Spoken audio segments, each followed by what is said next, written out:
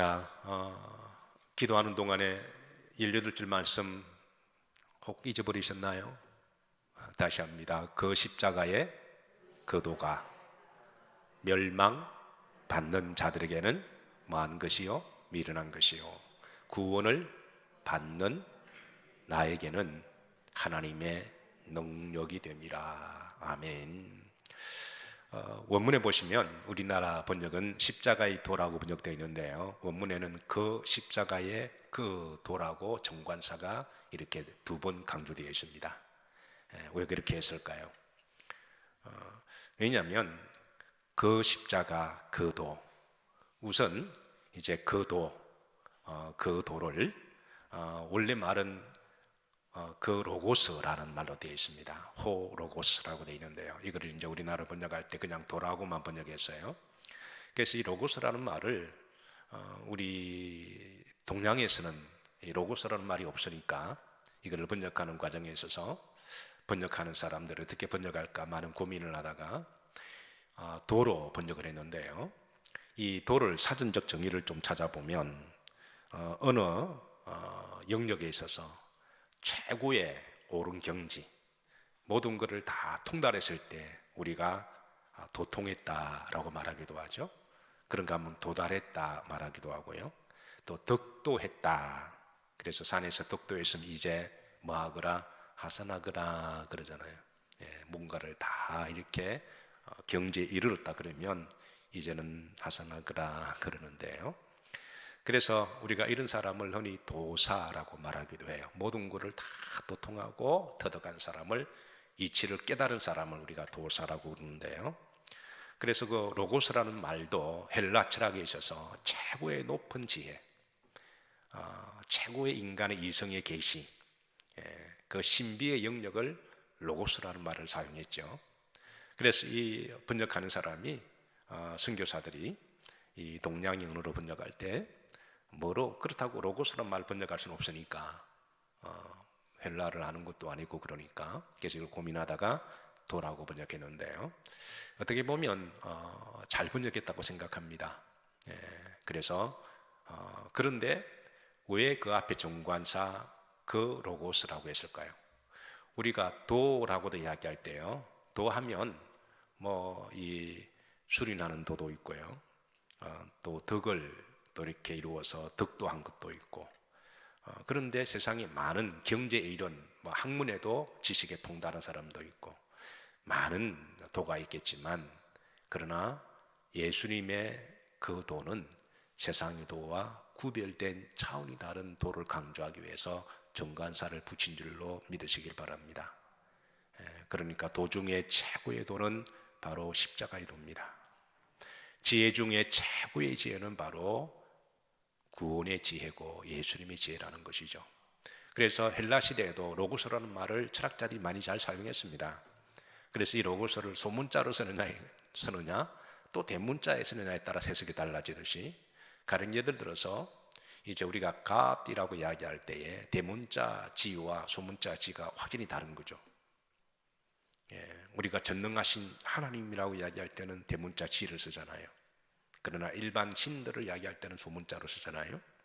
마찬가지로 그 로고스라는 단어를 앞에 소문자로 하느냐 대문자로 하느냐, 그리고 그 앞에 정관사를 넣느냐 아느냐에 따라서 이게 1.1획에 따라서 어휘와 느낌이 완전히 달라지기 때문에, 그래서 우리가 번역된 성경을 보는 것하고 또 영어로 된 것 보는 것하고 원문을 보는 것하고 어감이 완전히 또 다르게 다가오기도 하죠. 그래서 이게 원문에 보시면 정관사가 들어가 있고 로고스는 대문자로 되어 있습니다. 이거는 곧 하나님의 도를 말씀하고 계시는 거예요. 그 세상에 길들이 많이 있지만 천국 가는 길은 하나밖에 없잖아요. 그죠? 마찬가지로 세상에 도가 많이 있지만, 세상에 지혜가 많이 있지만, 로고스가 많이 있지만, 참고로 우리 수지방인 로고스 말하는 게 아닙니다. 여기 로고스는 바로 예수 그리스도를 말씀하시는 거예요. 주님의 십자가의 신비. 그래서 사도 바울은 호로고스라고, 그 도라고 이렇게 강조하고요. 그리고 이제 그 십자가, 또 그 십자가 앞에도 또 그를 정관사를 불주고 있습니다. 왜냐하면 예수님 당시에는 십자가가 많았어요. 그리고 십자가 역사를 거슬러 올라가면 어떤 학자들은 페르시아까지 전례로 올라가고요. 어떤 학자들은 이집트까지 올라가는 그렇게 학설이 있습니다만은, 그러다 보니까 십자가도 많고 십자가 종류도 T자도 있고 더하기도 있고 X자도 있고, 그게 이제 옛날에 죄인들을 처형하는 도구였으니까. 그리고 여기 달려 죽은 사람도 역사적으로 엄청 많습니다. 그런데 십자가 종류도 많고 달려 죽은 사람도 많지만 주님이 달려 죽은 십자가는 그런 십자가와 본질적으로 다르다라는 거예요. 우리가 구원받는 십자가는 그런 세상에 있는 여러 종류의 십자가나 그게 달려 죽은 사람으로 구원받는 게 아니라 오직 예수 그리스도, 흠과 점과 죄가 없으신 분이 나의 죄를 죽으신 그분이 달리신 그 십자가를 우리가 믿는 거죠. 그래서 사도 바울은 그 십자가라고 강조를 하고 있습니다. 오늘 시대도 십자가 참 많습니다. 그 목걸이에 거는 십자가도 있죠. 그런가 하면 또 십자가를 장식용으로 들고 다니는 사람도 있고요. 어떤 연예인은 자신은 전혀 예수님을 안 믿는데도 저는 가끔 이제 그 레이디 가가가 무대에서 노래 부를 때에 십자가 목걸이에다가 십자가 이렇게 나무 걸어놓고 십자가 피어싱을 하고 막 이렇게 좀 자극적이고 좀 성적인 춤을 출 때 볼 때 이제 그거 볼 때 제가 마음이 참 아파요. 그건 십자가를 조롱하는 거거든요. 그 앞에서 이상한 관능적인, 그래서 저 여자가 볼 때는 십자가가 이 상품의 도구가 되고 그거를 통해서 스팟라이트를 받아서 자기 인기를 위한 그렇게 이용하는 거로 볼 때는 참 저뿐만 아니라 많은 사람들이 불편하죠. 우리나라에서도 연예인들 중에 신앙이 없음에도 불구하고 십자가를 딱 걸고 나오는, 성경에서 말하는 십자가는 그 십자가가 아니죠. 나를 구원하고 나를 경건하게 만들고 나를 절제하게 만드는 십자가는 바로 예수님의 그 십자가입니다. 세상적인 그런 어떤 장식이나 그런 모양을 위한 십자가가 아니라 그 십자가의 그 도는 바로 주님이 우리에게 친히 보여주셨던 그 십자가의 그 도 안에 하나님의 능력이 있는 줄로 믿으시기를 주의 이름으로 축복합니다. 그래서 우리 그리스도인들이 십자가를 이렇게 말을 하고 또 십자가를 새기고 그리고 십자가를 믿는 사람들이 이렇게 달고 다니는 것, 그거는 장식이 아닌 거죠. 그래서 정말 주님의 흔적을 내 속에 늘 지니고 다니고 믿음으로 살고자 하는 각자의 신앙 고백인 줄로 믿으시기를 주의 이름으로 축복합니다. 따라서 하십니다. 그 십자가의 그 도가 뭐하는 자들에게는, 멸망받는 자들에게는 뭐한 것이요? 미련한 것이요. 구원을 받는 우리에게는 하나님의 능력이 됩니다. 여기서 바울은 두 가지 대조를 이렇게 대비합니다. 첫 번째, 멸망하는 자들과 구원을 받는 자들, 요 이제 한 대상을 대비를 하고요. 그리고 이제 멸망받는 자, 미련한 것이고, 미련과 능력으로 아주 대조적인 그런 대조법을 사용하는데요. 어떤 사람들에게는 십자가, 우리가 이 사순절을 기념하고 그리고 성호를 꺾고 또 삽절을 늘 묵상하고 그렇게 살려고 애를 쓰고 또 금식하고 절제하고 경건하고 40일 동안에, 이게 어떤 사람은 그게 미련한 것처럼 보이는 거죠. 하루 한 끼씩 금식해서 그걸 하나님 앞에 올려드리는 것, 좀 더 맛있는 거 사 먹지 왜 그러냐고 그렇게 웃을 수도 있는 거고, 그래서 어떤 사람에게는 그게 미련한 것처럼 보인다. 구레네가 십자가 지고 갈 때에 어떤 사람은 참 재수 없다 말하기도 하고요. 근데 그건 십자가의 신비를 몰라서 그런 거죠. 그런 사람들은 성경엔 어떤 사람들이다, 미련한 사람이지만 그 앞에는 뭐 하는 사람에게는 멸망하는, 이런 사람들은 영적으로 미련하지만 죄송하지만 구원이 없다라는 거예요.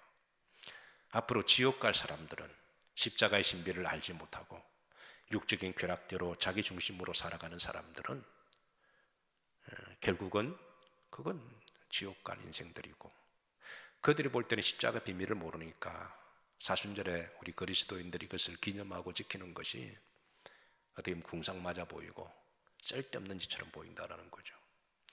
그러나 구원을 받는 우리들에게는 하나님의 무엇이라? 능력이라는 것이죠. 그 십자가의 거도가 능력이라는 거예요. 십자가의 거도가 능력이다. 왜냐하면 그 안에 구원이 있기 때문에 그런 거예요. 그 구원의 신비를 아는 사람들은 이 십자가를 사랑하고 바울처럼 십자가만을 자랑하고, 그리고 내 몸과 내 손과 발에 그리스도 흔적을 가졌노라. 그렇게 이제 미련하거나 부끄럽게 생각하는 게 아니라 오히려 자랑하고, 교만이 아니라 자랑하면서 그렇게 십자가 지는 것을 오히려 감사하고 감격하고 그렇게 살아가는 성도라고 하는 것이죠.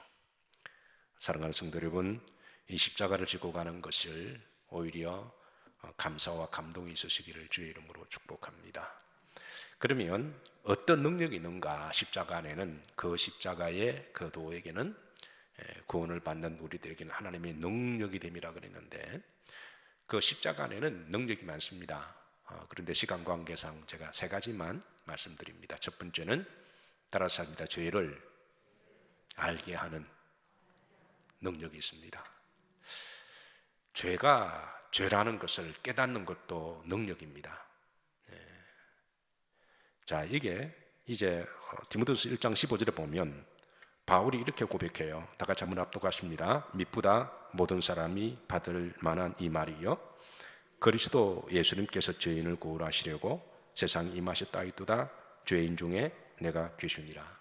이 바울이 죄인 중에 자기가 괴수라고 고백해요.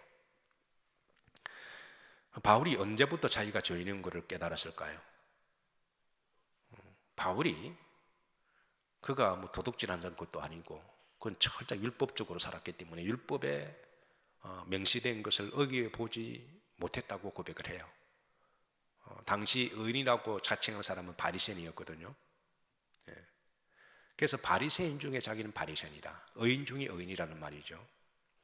그래서 그는 그런 자부심으로 자존감으로 그렇게 의롭다고 그렇게 살았는데, 성경이 하지 말라는 것은 안 하고 살았는데 그러면 의인인 거죠. 남을 율법학자로서 정죄하고 비판하고. 그런데 그가 언제 죄인인 걸 깨달았냐면 예수님을 다메섹 도상에서 만나고 십자가를 알았을 때에 죄인인 것을 깨달았습니다. 십자가는 죄를 깨닫게 하는 능력이 있습니다. 여러분, 좋은 의사가, 수술을 잘하는 의사가 좋은 의사일까요? 아무도 찾지 못하는 암이나 이런 병을 찾아낼 수 있는 의사가 더 좋은 의사일까요? 숨어 있는 것을 찾아내는 의사가 좋은 의사입니다. 일찍 찾아내면 그거 그냥 조금만 관리하면은 그거는 뭐 병이 뭐 더 도지지 않죠. 그런데 모르고 있다가 나중에 세월 다 지나서 찾게 되면 이거는 뭐 온몸을 다 그냥 해체를 시켜야 되거든요. 마찬가지로 여러분, 암을 발견하는 것도 의사의 능력이지만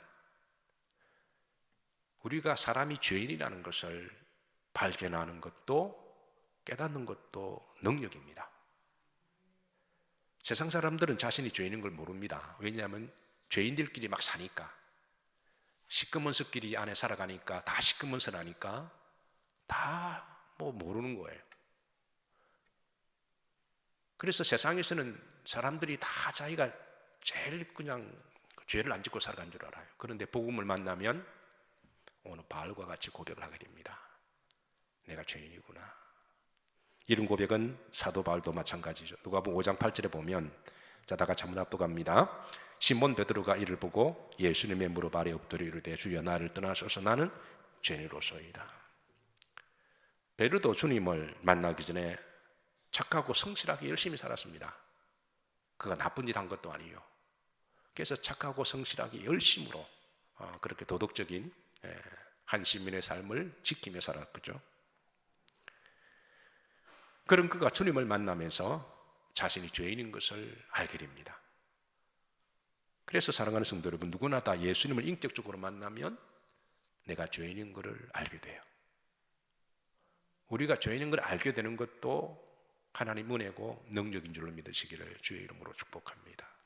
바로 거기에서 이제 우리는 신앙이 시작되고 거기에서 하나님 은혜가 필요한 것이죠.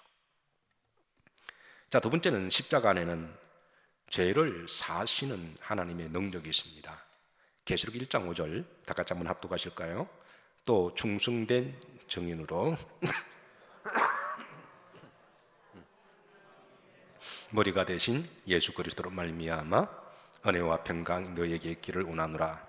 우리를 사랑하사 그의 피로 우리 죄에서 우리를 해방하시고, 우리 죄에서 우리를 해방하시고 사하여 주시고. 내가 죄인이라는 것을 깨닫는 것도 위대한 발견입니다. 어떤 사람은 한평생 자기 자신이 누군지도 모르고 살아가요. 그런데 내가 죄인이구나, 너 자신을 알라 한 것처럼 죄인을 알고, 그런데 이거보다 더 큰 능력은 내 죄가 사할 수 있는 길이 있다. 누구의 피로 말미암아? 예수님의 피로 말미암아 죄가 깨끗하게 씻길 수가 있다. 그래서 십자가 안에는 죄를 깨끗하게 씻기는 십자가의 보혈의 피의 능력이 그 속에 있습니다. 따라서 하십니다. 그 십자가의 그 도가 멸망받는 자들에게는 미련한 것이요 구원을 얻는 나에게는 하나님의 뭐가 됨이라? 능력이 된다라는 거예요. 십자가 안에는 그 갈보리 보혈의 그 피가 흘러서 예수를 믿는 자들에게는 그 죄를 깨끗하게 씻기는 능력이 있습니다. 저는 이 은혜를 생각할 때마다 참 하나님께 넘치는 감사가 있습니다. 돈은 제가 가끔 강조합니다만 돈은 빌리면 갚으면 돼요. 남한테 신세지면 조금 더 좀 양심이 선한 사람들은 조금 더 이자를 쳐서 이렇게 그냥 돌려드리면 됩니다. 근데 죄는 어떻게 갚을까요? 옷은 더러우면 빨면 돼요. 그리고 한번 버리면 돼요. 또 사면 되니까. 근데 죄는 그렇지 않잖아요. 죄는 한번 지으면 이거는 지워지지가 않습니다. 마귀는 끝까지 그 죄를 가지고 지옥까지 끌고 갈 증인이기 때문에 권력이 있다고 이 죄가 사해지지도 않고 대통령이라고 해서 이 죄가 면제받는 것도 아니고 사면되는 게 아닙니다. 공부 잘한다고 죄가 없어지는 것도 아니고 얼굴 잘생겼다고 그런 것도 아니고 이 죄를 사할 수 있는 유일한 방법은 십자가의 보혈 그 피밖에 없는 줄로 믿습니다. 그래서 예수를 믿는 게 그건 축복인 겁니다. 멸망받을 지옥 갈 사람들은 그게 미련하게 보이겠지만 그러나 나중에 후회한들 그게 무슨 그게 될까요? 그래서 십자가의 능력은 죄를 사하는 능력이다. 이걸 묵상할수록 너무 고맙고 놀라운 축복입니다. 그래서 여러분 우리가 살다 보면 본의 아니게 크고 작은 헌물 가져가실 때마다 그때마다 교회에 오셔서 십자가 묵상하시고 예수님의 보혈로 깨끗하게 그때마다 지우시기를 주의 이름으로 축복합니다. 마지막 세 번째, 십자가 안에는 따라서 하십니다. 부활의 능력이 있습니다. 마태복음 28장 6절입니다. 다 같이 합독합니다. 그가 여기 계시지 않고 그가 말씀하신 대로 살아나셨느니라. 와서 그가 누우셨던 것을 보라. 그가 말씀하신 대로 마셨다, 살아나셨다. 주님이 십자가 지시면서 이게 끝이 아니라 부활하실 것을 예언하셨고 그리고 실제로 부활하셨습니다. 십자가 안에는 부활의 능력이 있습니다. 사도 바울도 고린도전서 15장 20절에 이렇게 증거합니다. 합독합니다. 그러나 이제 그리스도께서 죽은 자 가운데서 다시 살아나사 잠자는 자들의 첫 열매가 되셨도다 그랬습니다. 흥미로운 것은 이 첫 열매를 바쿠림이라고 제가 말씀드렸습니다. 히브리인들은 바쿠림 신앙이 있어요. 내가 어떤 과일을 심었는데, 그 종류나무를 심었는데, 올리브 나무를 심었는데 첫 번째 수확을 하면 그 첫 번째 거는 다 하나님 거라고 믿고 그걸 바쿠림하면서 하나님께 다 드려버려요. 11조가 아니라 그냥 그걸 다 드립니다. 아깝게 보이나요? 그 신앙에는 나무가 첫 번째 열매를 맺으면 두 번째도 그 다음에는 열매 맺는 걸 전제로 하는 거잖아요. 근데 첫 번째 열매를 못 맺으면 두 번째, 세 번째도 없습니다. 첫 번째 열매를 맺게 할 때 하나님이 이 나무에게는 앞으로 계속 맺을 수 있는 능력을 주셨다라는 거예요. 그래서 첫 번째는 그냥 바쿠림하면서 다 드려요. 그리고 이제 그 다음부터는 10분의 1만 드리면 되는 거고. 이 바쿠림 신앙이 그 출산에도 적용이 됩니다. 여인이 출산을 첫 번째 아이를 낳으면 두 번째도 낳을 수 있는 능력이 있다는 거잖아요. 첫 번째 아이를 하나님 앞에 바꾸면서 그래서 그게 레위인이 되는 거예요. 그게 하나님께 바친 사람, 그게 레위인이 되는 거죠. 그러니까 둘째, 셋째, 넷째, 그건 이제 하나님 앞으로 계속 줄 거니까. 그래서 어느 직장에 가서 열심히 일하고 이제 하나님 주신 그 첫 사례를 하나님께 바꾸림하면 직장 앞으로 계속 줄 거니까 이게 바로 이제 바꾸림 신앙이라는 거예요. 그래서 이런 히브리인들의 그 신앙을 주님은 부활의 신앙으로 설명해 주십니다. 첫 번째 부활이 있다고 하는, 주님이 첫 번째 부활의 열매거든요. 그러면 주님이 부활하셨으면 주님을 믿는 자들에게는 두 번째 부활이 있다라는 걸 전제로 하는 거잖아요. 그래서 주 안에 죽은 자들이 먼저 일어나고 그 다음에 살아있는 자들이 부활한다고 하는 게, 이게 바로 이제 부활의 순수에 따라서 부활의 소망을 전해주고 있는 것이죠. 말씀을 정리합니다. 그 십자가의 그 도에는 멸망받는 자들은 미련하고 쓸데없는 것처럼 보이겠지만, 그러나 구원을 받는 우리들에게는 하나님의 뭐가 됨이라? 능력이 됨이라. 그렇게 말씀하셨으니 여러분 한평생 십자가의 신비를 가슴에 잘 안고 능력 안에서 믿음으로 복되게 살아가시기를 주의 이름으로 축복합니다.